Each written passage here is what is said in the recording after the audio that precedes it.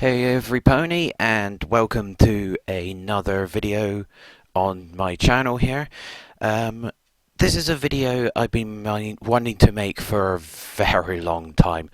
I mean, ever since the reveal trailers of these two games, there's kind of been a lot of drama surrounding both games, and I just wanted to put my opinion out there and basically put my, you know, previews and what reviews I've got there. So the games in question, as you can probably see from the title, is Battlefield 1 and Infinite Warfare.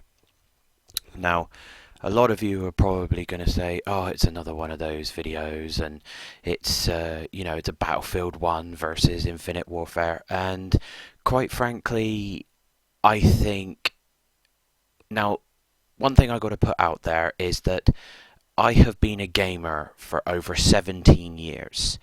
I have played pretty much every genre in gaming that has ever come out. RPG, first-person shooter, strategy. I've played platform. I've played adventure games, puzzle games, point-and-click games.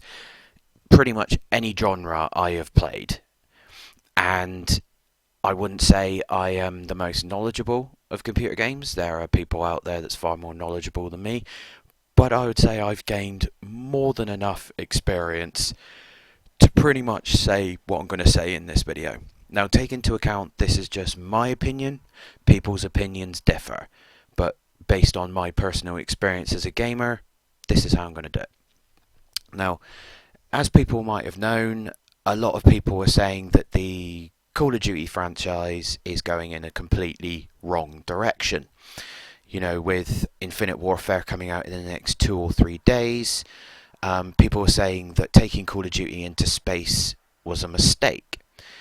To be honest, that's where those people are actually wrong. Because to be honest, the next step for the games is space. I mean, Planet Earth has been played out. I mean, to be honest, Call of Duty games have pretty much been in all major countries. But the world's been destroyed fucking time and time again. War has broken out on this single planet. There is a whole galaxy out there of different planets. And that is where I believe that Infinity Ward, going into space across our solar system, is a good decision, because they now have a future of expansion. They can now make an Infinite Warfare 2 that stretches beyond the solar system to adjacent solar systems to, the rest of the galaxy. You could have, in the future, you could have a Call of Duty that takes up half of the quadrant of this galaxy between, humans. Saying that, we then come to the other game, Battlefield 1. I will put this forward. I have brought every Call of Duty, every Battlefield, and every Medal of Honor game that was ever made. Now, in my opinion, these are the 3 best first-person game series ever. I mean, Halo, yeah, that can be put up there as well, but I would say that's 4th behind these 3. But I am saying you now, judging from what I've seen, from what I've played in the beta, this will be the first Battlefield in 12 years that I am not going to waste my money on. Battlefield 1, from what I've seen in the beta and how it plays, is a cosmetically different Battlefield 4. That's all it is.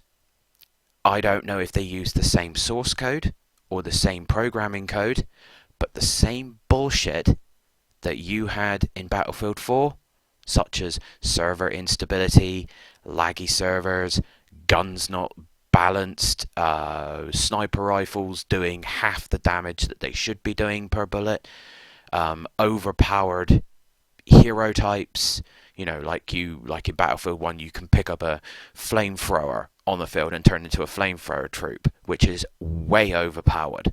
I mean, in Battlefield 1, they had next to no armor.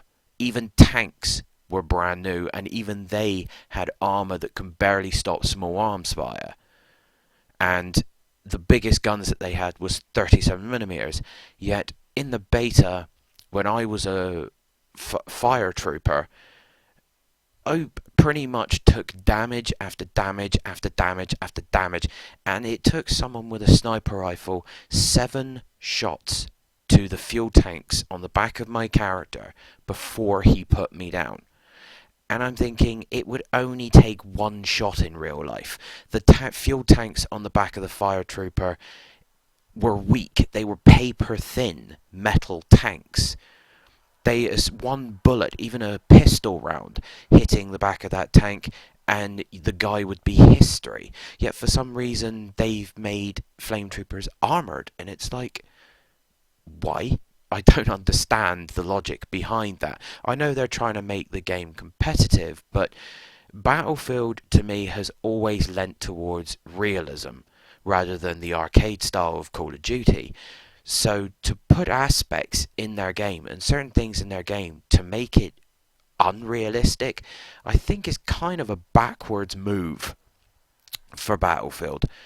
The other thing about Battlefield is they've got a couple of weapons. They've got a few weapons in the game which are labelled assault rifles.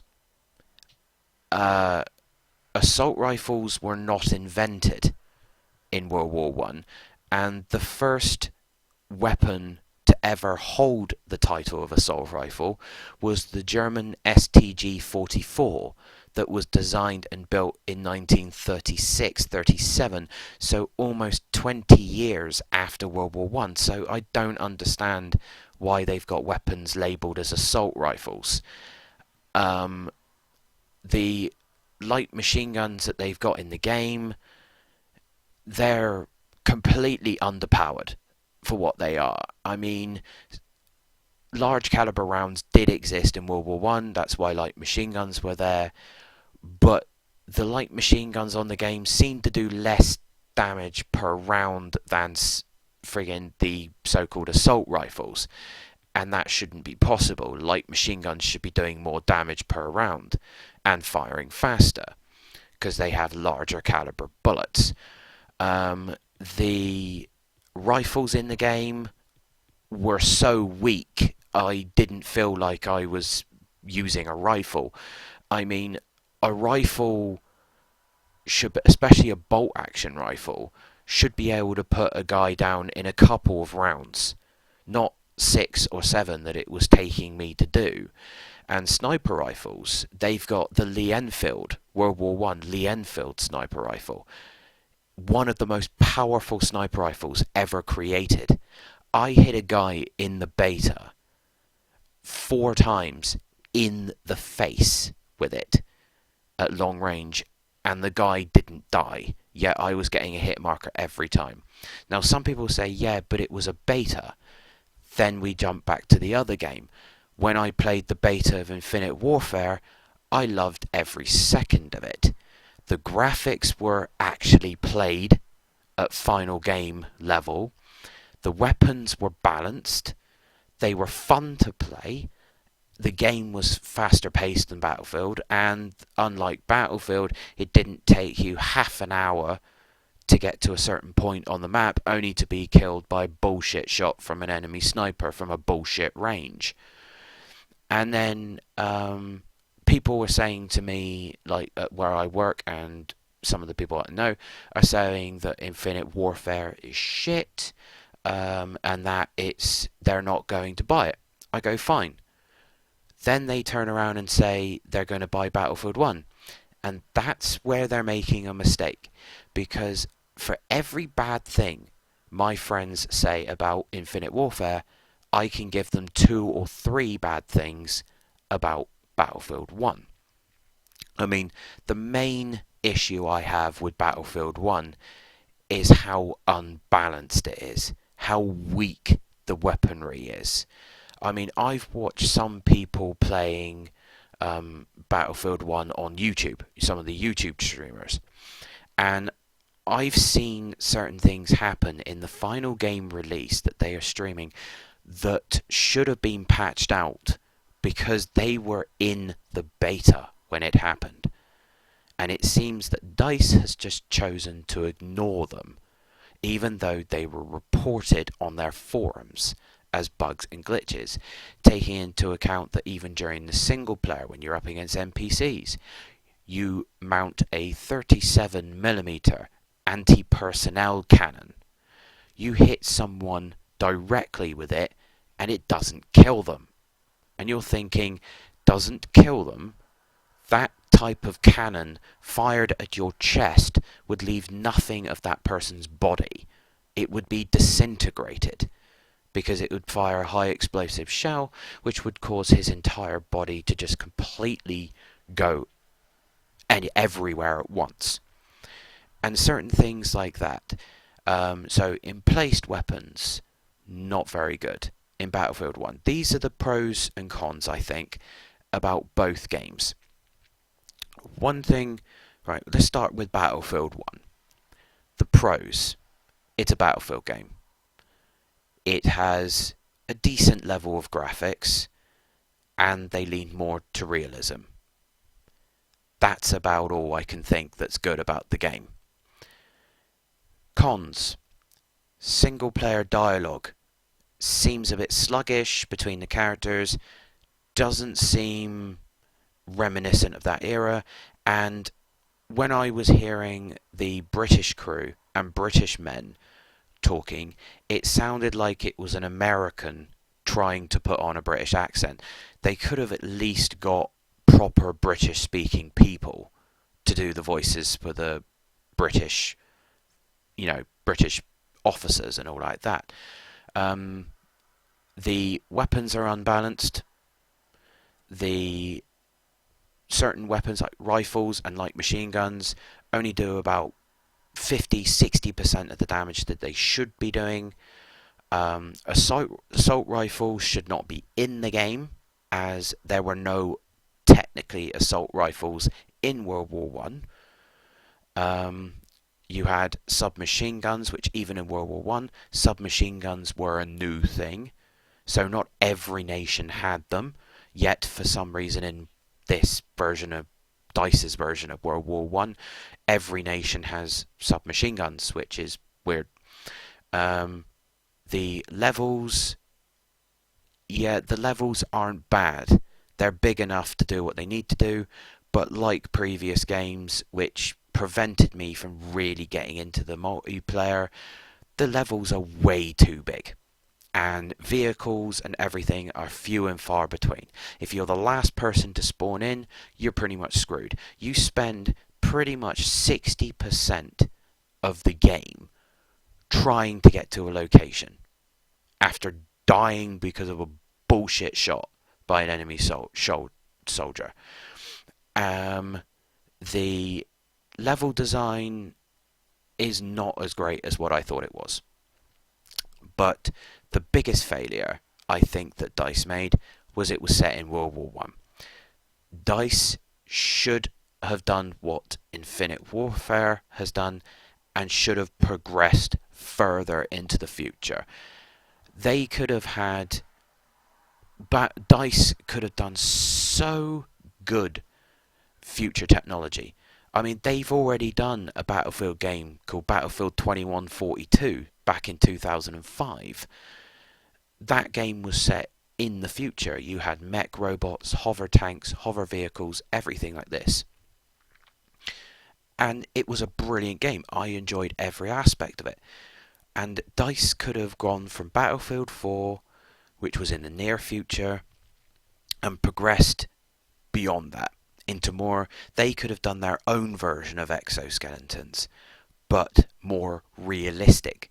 Like America has actually been known to be developing exoskeletons in real life anyway, so we know in the future exoskeletons will exist. So people who don't like exoskeletons in Call of Duty or anything like that, shit on you, because to be honest, that's gonna happen in reality, and if you don't like it, that's tough balls. Um, moving on to Infinite Warfare, from what I played in the beta. Levels are well designed, interactions between players is brilliant and refined, the weapons were balanced, their guns were doing the damage that they should be doing, rifles were doing the damage they should be doing, light machine guns were doing the damage they should be doing, assault rifles were balanced against them as well as submachine guns. They also added variety to the weapons that was basic, adding different variants that like one of the games looked like one of the guns looked like a vector gun from the Modern Warfare games, and when you hold down Y, it has an alternate firing mode where the gun splits into two Glock-style pistols, and then when you finish with that, you can then put it back together and turn it back into the machine gun. Stuff like that is what I like. Future tech that has more than just burst fire, single fire, auto load, or just different things. It has alternate modes. You know, the guns can split, or when you change into a different firing mode, you can change the thing itself. Excuse me. That was pretty much the pros. The cons. Yes, the game does have cons. And some people would say the con is that it's in space. Me, that is not a con. Right? That is not a con. To be honest, that is a pro. That it's in space and they've moved on. They've gone beyond. The other cons is that the multiplayer levels are very small and tight. So it's kind of more close quarters. There's some maps that will come out with the release game that have abilities that are larger, basically. Kill streaks are fun to do. They're really fun to play, and they're not overpowered like some of the kill streaks in the previous Call of Duty games. But some would say that the kill streaks can be earned a little too quickly. I mean, in one fight, a guy earned up to his level 3 kill streak. After earning 15 kills, he earned the level 3 kill streak within less than a minute. And I think that should be changed and altered to make it harder to achieve your level 3 kill streak. But overall, to me, Infinite Warfare doesn't really have a lot of cons. It seemed that most of the cons were lying with that of Battlefield 1. The other thing, I won't make this video too long because some people are like listening to videos that are half an hour long or stuff like that. So yeah, so my opinion is this: Battlefield 1 is the first Battlefield that I am not going to buy. In my opinion, I think this is the first Battlefield that DICE have truly screwed up. They shouldn't have made it. They should have gone the way of Infinite Warfare and gone into the future, gone into space, because now I think Battlefield will have a lot of catching up to do, because all the Call of Duty games will do now is go further and further into the future, into space, other worlds, and they'll be able to expand. It seems that DICE has gone back in on itself and will now have to do a lot of work on their next one, which they will have to expand either and look to the future, because Earth is played out. I mean, Earth is played out. I mean, it's stupid releasing any new games on the planet Earth, because, quite frankly, it's done for. I mean, the planet has been tapped out in terms of thing. That's why Halo, I think, was popular, because it was set on other worlds.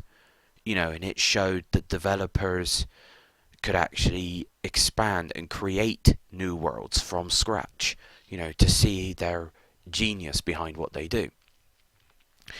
The other thing to let off on it is another announcement, which is not tied to this video, two things in this video, but is actually tied to my other videos that I'm uploading, which is my state of mind.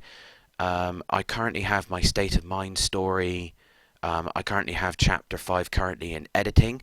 I'm having a bit of problem with the damn audio.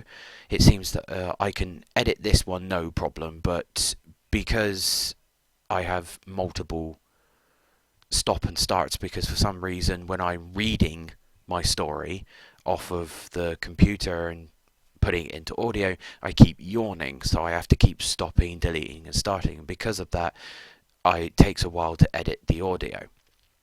But that shouldn't be too long. I should have that up by the end of the week, if not as late as Saturday. And to possibly make up for it, I will try and upload chapter 6 with it as well. I will also go into my YouTube account at some point and I will create a playlist for the story, so I can add the chapters to the playlist as they come out. But that's the end of this video. I hope you enjoyed what I had to say, and as I said, it's my own opinion, and other people have different opinions to me, different preferences, so yeah, I will speak to all you guys later, and this is Applebit signing out. See you later.